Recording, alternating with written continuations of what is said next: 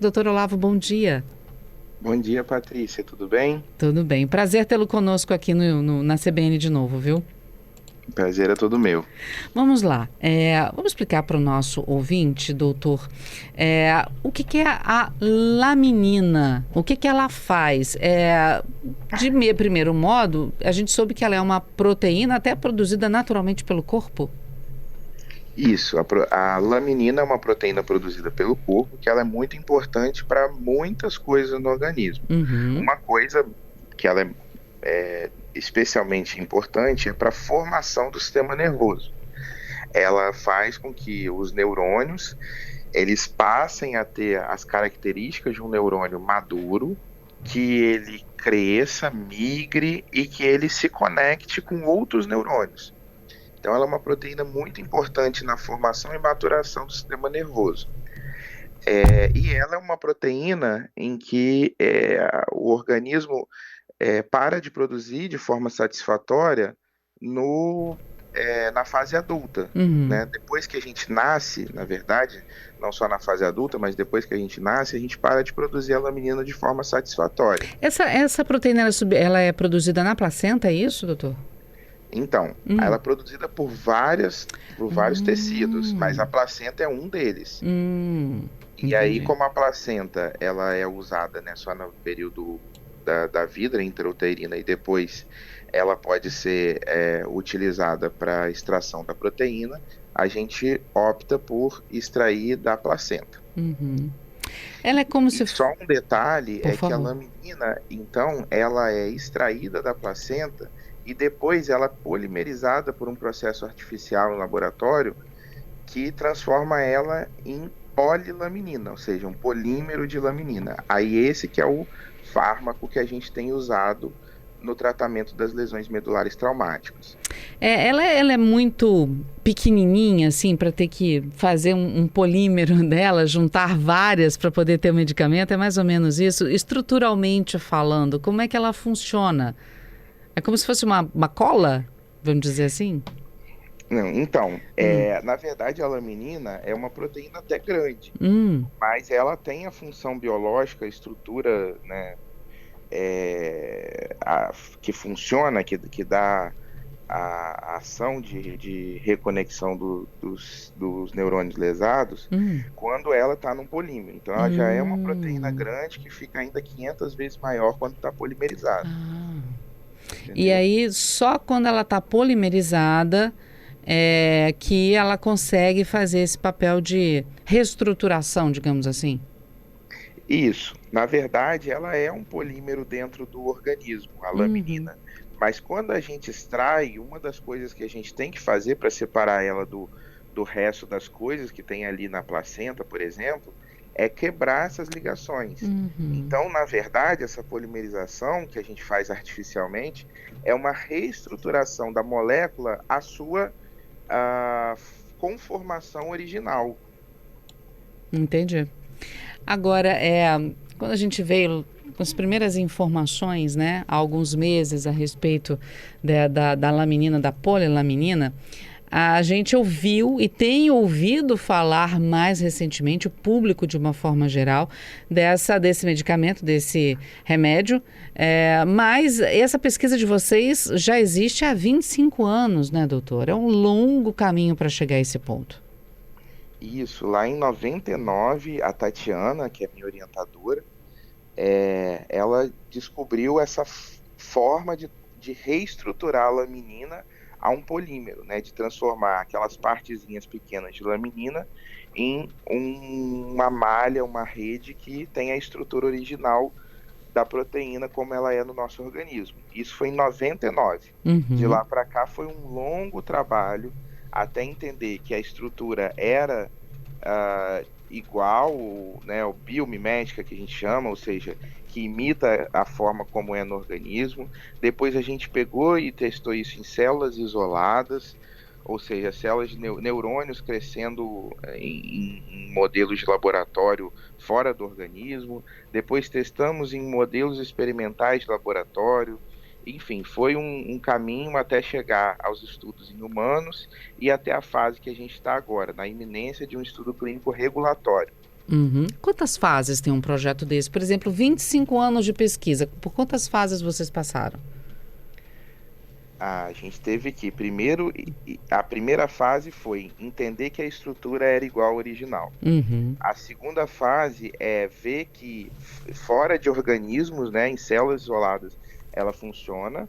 Depois a gente foi ver que funciona em modelos de laboratório de ratos. Uhum. Depois houve uma reunião de cachorros que tinham lesões traumáticas.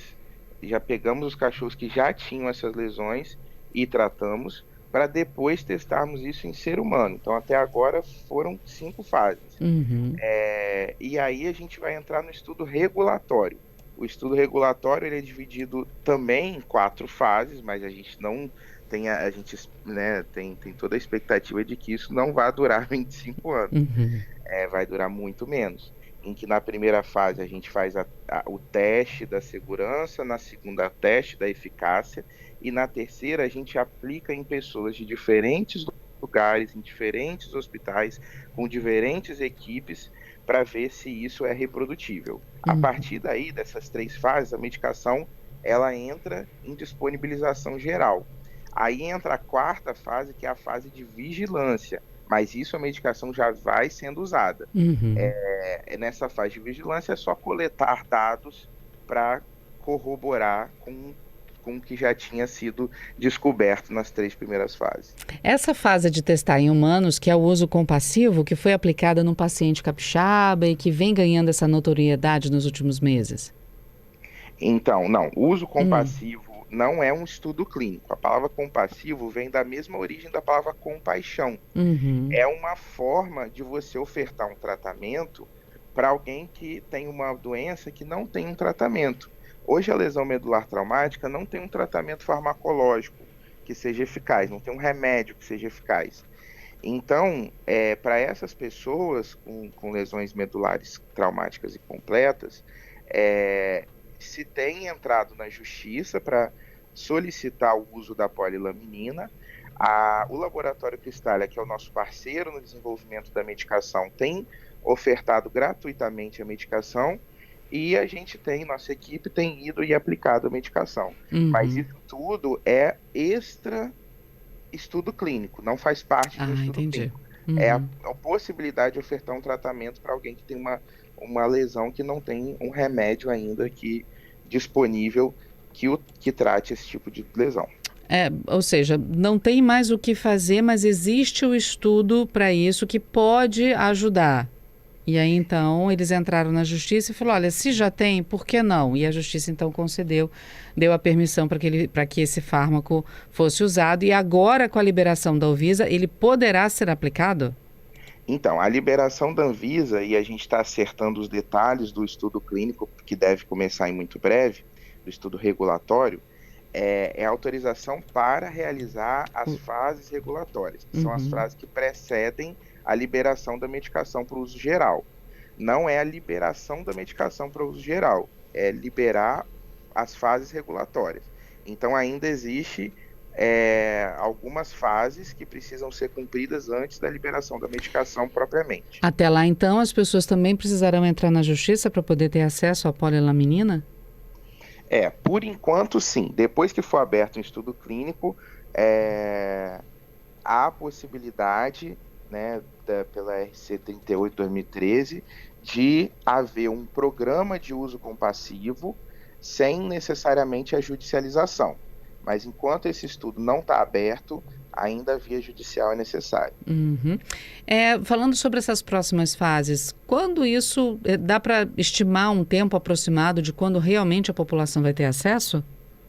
Eu acredito que isso é uma estimativa, tá? Acredito que entre 2 e 3 anos a medicação esteja disponível. Nossa, bem mais rápido, né? Bem mais rápido do que os 25, 27 anos 26 anos que a gente esperou até agora. Agora, o senhor, doutor, é doutorando, fazendo parte desse projeto o senhor já concluiu o doutorado, doutor, nesse tempo? Não, ainda estou no final, mas ainda não concluí. Mas o senhor já é um doutorando, né, nesse trabalho. Quem são os profissionais que, como o senhor, participam dessa pesquisa? São profissionais também nessa fase já de doutorado? Existem mestres, graduados? Quem é que compõe uma equipe de pesquisa como essa? Uhum. Tem os participantes históricos dessa pesquisa, né, quem já integrou e deu uma contribuição importantíssima, inclusive vários alunos de mestrado e doutorado da professora Tatiana Sampaio. Existem médicos, fisioterapeutas, fisiatras, enfermeiros que já participaram dessa pesquisa e biólogos, enfim, um grupo importante desde dos envolvimentos na pesquisa básica até na pesquisa clínica. Tem 2 neurocirurgiões que participam, né, que é o Marco Aurélio Lima e o Bruno Cortes, que são neurocirurgiões de coluna aqui do Rio de Janeiro, enfim, bem destacados aí na área deles. E existem alunos, desde alunos de graduação que fazem iniciação científica no projeto, até pós-doutores que participam. Uhum. Agora, a gente sabe que todo trabalho de pesquisa, quando envolve principalmente um medicamento também, ele vai chegar uma hora que ele vai precisar ser comercializado. E ele vai precisar ter uma patente. Como é que está essa questão da pesquisa de vocês? Pertence à universidade? O senhor falou que conta também com o apoio de um laboratório. Como é que está esse processo e esse fármaco vai ser de quem? Você já tem uma noção disso? Tá.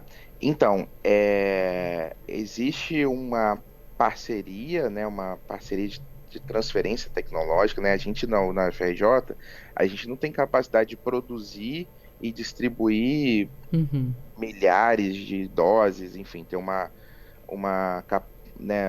produção laboratorial farmacêutica adequada. Então, a gente precisou transferir essa tecnologia para um laboratório farmacêutico que fosse capaz de produzir essa medicação. Então, essa patente, né, ela é compartilhada com o Laboratório Cristália, né? O Laboratório Cristália, enfim, ele é um grande laboratório brasileiro, totalmente brasileiro, que tem embarcado conosco nessa missão aí de produzir essa medicação e trazer qualidade de vida às pessoas com lesão medular. Alguns ouvintes nossos questionando aqui também sobre como é paga uma pesquisa dessa. 25 anos é muito tempo para uma pesquisa e a gente sabe que bons resultados demoram muitas vezes, realmente algumas pesquisas demoram anos e décadas para poder ter a sua comprovação. Como é que vocês financiaram isso? Receberam verba pública apenas, verba privada? A partir dessa parceria com o laboratório também passou a injetar dinheiro na pesquisa? Isso também, como é que funciona para vocês, pesquisadores? Tá bem. Lá no início, né, de 99 até um bom tempo, o financiamento foi principalmente pelas agências de fomento, como, por exemplo, a CAPES, a CNPq e a FAPERJ, que é a Agência Estadual de Fomento, lá do Rio de Janeiro. Depois que o Laboratório Cristália entrou em parceria conosco, eles passaram a financiar a pesquisa. Então agora o financiamento é todo do laboratório? Praticamente todo do Laboratório Cristália. A universidade entra com alguma verba ou alguns desses institutos aí dessas associações ajudam de alguma forma? Diretamente no projeto, atualmente não. Na verdade, tem agências de fomento pagam bolsas de mestrado, doutorado, mas o financiamento dos insumos do projeto é dado pelo Laboratório Cristália. Mas existe sim um financiamento, principalmente de recursos humanos, ainda de órgãos de fomento. Qual é a sensação agora, doutor, de vocês da equipe? Nos caminhos finais, né? Olha, assim, é uma sensação tanto de esperança de que a gente pode, em algum momento, num projeto totalmente brasileiro, totalmente sério, produzir uma medicação para o tratamento da lesão medular traumática, então é uma sensação de esperança e, ao mesmo tempo, uma preocupação da tamanha responsabilidade que a gente tem daqui até a entrega propriamente da medicação para uso disponível. Então, é esse peso da responsabilidade do que vem e a esperança de trazer para a população um tratamento para uma doença que traz tanta limitação às pessoas. A gente pode dizer que a polilaminina já é uma chave para a recuperação dos movimentos das pessoas paraplégicas ou até tetraplégicas, porque muita gente já pensa nisso lá na frente, né? Então a gente pode dizer que é uma chave importante? Olha, a gente pode dizer que é uma esperança muito grande. Entendo. Ainda não terminamos tudo, né? Ainda tem um caminho ainda para ser perseguido, né? Ainda tem um caminho. Até estar a medicação disponível, as pessoas as recebendo e tendo a recuperação adequada, há um caminho a percorrer.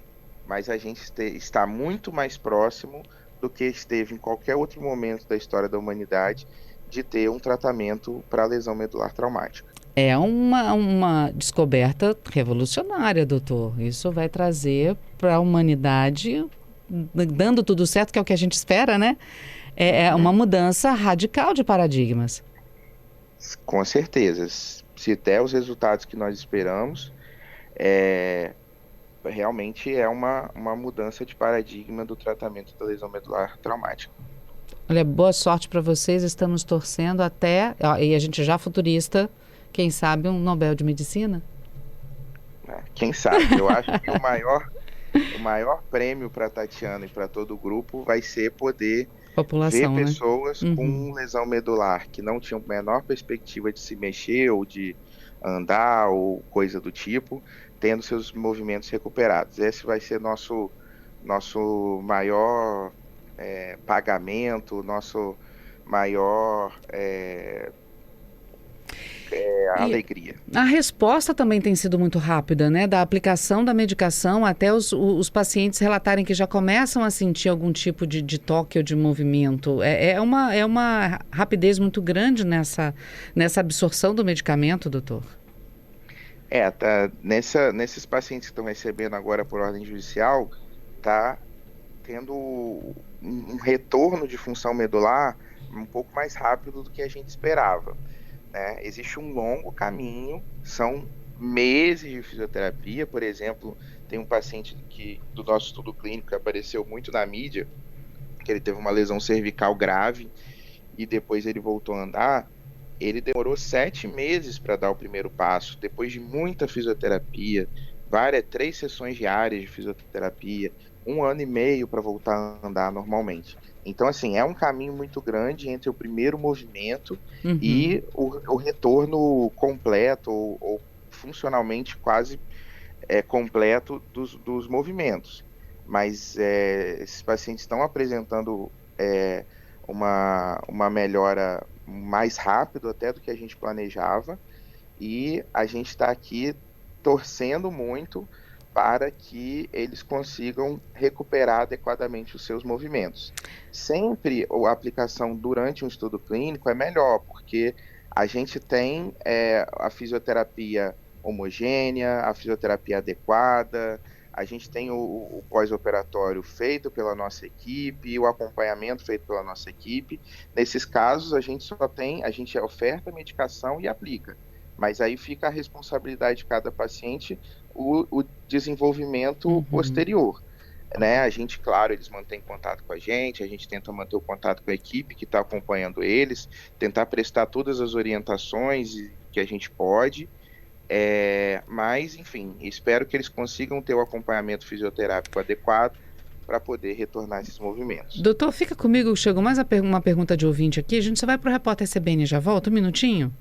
Tá bem. Estamos de volta com o nosso programa, depois do Repórter CBN, estamos conversando com o Dr. Olavo Borges Franco, ele que é médico pesquisador, doutorando, faz parte da pesquisa da polilaminina na Universidade Federal do Rio de Janeiro. Já falamos sobre um pouco da história, né, de como o estudo começou há 25 anos, as fases desse estudo, em quais fases estamos agora e as que virão pela frente, o tempo que isso pode durar, mais 2, 3 anos até que a população possa ter acesso realmente a esse medicamento, até que comece os estudos clínicos. Algumas pessoas que ainda precisarão usar dos meios jurídicos para conseguir esse acesso, como aconteceu aqui também com o Capixaba. Doutora, obrigada por aguardar a Rede CBN conosco e a responder os nossos ouvintes aqui nessa manhã. De nada, estamos aqui para isso. Olha só, o Eduardo está perguntando, para esses pacientes que já receberam, mesmo, né, no trabalho de pesquisa ou agora esses de forma jurídica, quantas doses eles tomaram? É uma só? Existe uma periodicidade disso? Não, uma única dose por via intramedular. Uhum. E podem ser aplicadas mais doses? Até o momento não foi testado isso, de aplicar mais de uma dose. A princípio vai ser uma medicação de dose única. Entendo. O senhor estava falando também de um dos pacientes, né, que tomou a dose. É um longo percurso para quem também precisa se recuperar. Foram 7 meses para que ele pudesse dar um primeiro passo. Então ainda tem muita fisioterapia para ele ainda. A gente percebe na conversa com o senhor que há uma cautela, né, para se falar das fases, para se falar do que pode acontecer, que ainda é necessário muito estudo, muita pesquisa continuada, né, a respeito. Mas, doutor, o que pode dar errado ainda? Porque a gente entra nessa fase de otimismo, né? Nossa, que legal, revolucionário, que bom, vai ajudar tanta gente. Mas o que pode dar errado, já que a gente está tendo alguns resultados, mesmo que demorem, práticos? Tá. Então, a ciência ela tem uma metodologia que, apesar de não ser infalível, ela é muito segura. E ela se baseia na cautela e na replicação dos dados. Então, quando a gente aplica em um paciente, tudo bem que esse paciente da mídia aí que voltou a andar, ele foi o primeiro paciente na história que teve uma lesão medular completa e voltou a andar, história da humanidade. Mas ele é uma pessoa. Então, a gente precisa expandir o número de pessoas a receberem o tratamento para confirmar que esses resultados vão acontecer com outras pessoas também. Então, nesse momento, a gente está tendo um retorno bem interessante, uma melhora bem interessante, mas ainda é um número pequeno de pessoas. Então, à medida que houver o estudo regulatório e esses pacientes forem recebendo e tendo a melhora desejada dos seus condições clínicas e neurológicas, a gente vai poder afirmar com segurança a eficácia da medicação. Isso se baseia numa estatística muito bem elaborada que vai afastar o que a ciência chama de hipótese nula, entendeu? A hipótese de, sei lá, alguma coisa ter acontecido ao acaso ou de alguma percepção ter enganado o nosso raciocínio, entendeu? Entendo. Então, é isso. A gente tem respostas muito promissoras, muito interessantes, mas a gente está aí aplicando o método científico para ter isso o mais certo, preciso possível. E aí esse estudo regulatório vai ser o martelo batido em relação à eficácia do tratamento. Uma última pergunta da nossa audiência, o Fernando. Existem outras fontes dessa proteína, a laminina? Alimentos, por exemplo? Acho que o pessoal está querendo garantir um estoque de laminina no corpo, doutor. Na verdade, a laminina é produzida pelo nosso próprio corpo. E a gente tem a sensação de que, eu acho que é uma sensação comum, de que se a gente comer uma determinada proteína, essa proteína vai entrar no nosso corpo.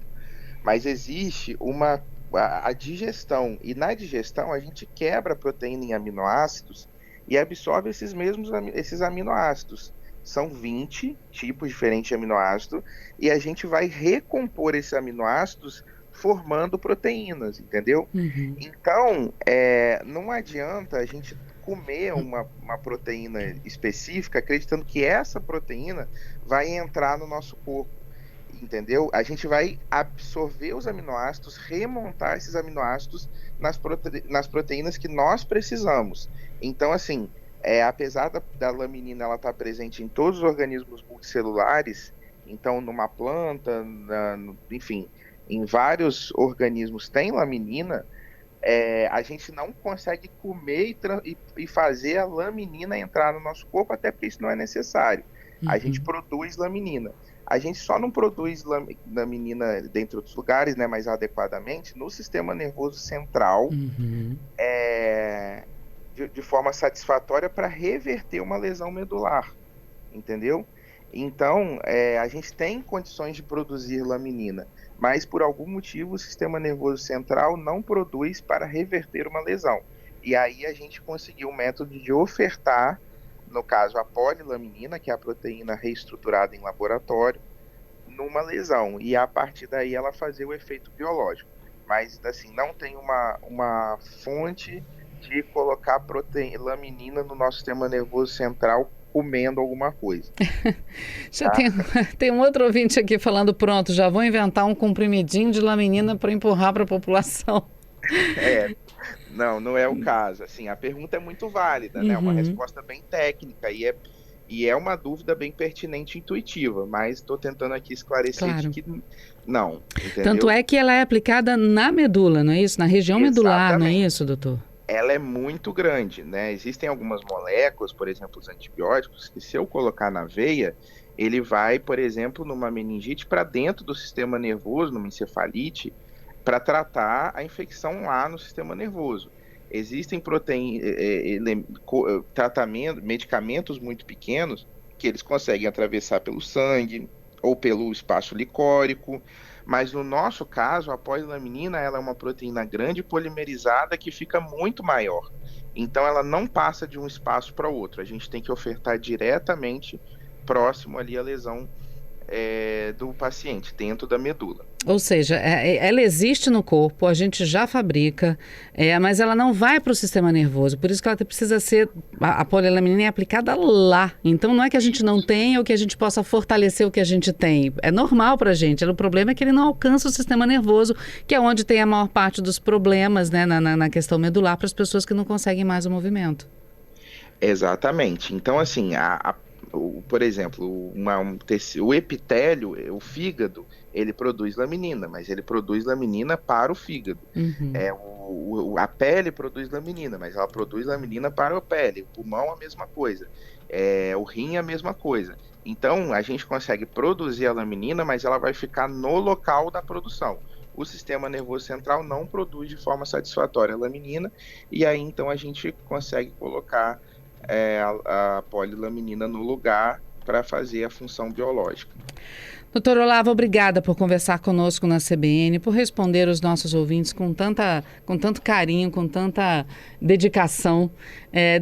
Desejamos aqui todo o sucesso do mundo para vocês. A gente sabe da cautela que precisa existir, mas que a gente está torcendo, saiba que a torcida é grande para não dar nada errado, para dar tudo certo, para que seja realmente revolucionário e que só resultados positivos venham daqui para frente, viu? A nossa torcida para vocês e para a humanidade como um todo. Isso aí, que Deus abençoe esse projeto e que realmente possa ser dessa forma como você falou, que a gente só tenha resultados bons e cada vez se surpreenda positivamente mais com cada fase que a gente for passando até a liberação da medicação. E ó, já está convidado para as próximas fases conversar conosco aqui de novo, tá? Tá bem, vai ser um prazer. Obrigada, doutor Olavo. Um abraço para o senhor e para toda a equipe. Muito obrigado, vou transmitir para eles. Um abraço para você e toda a equipe da CBN. Obrigada.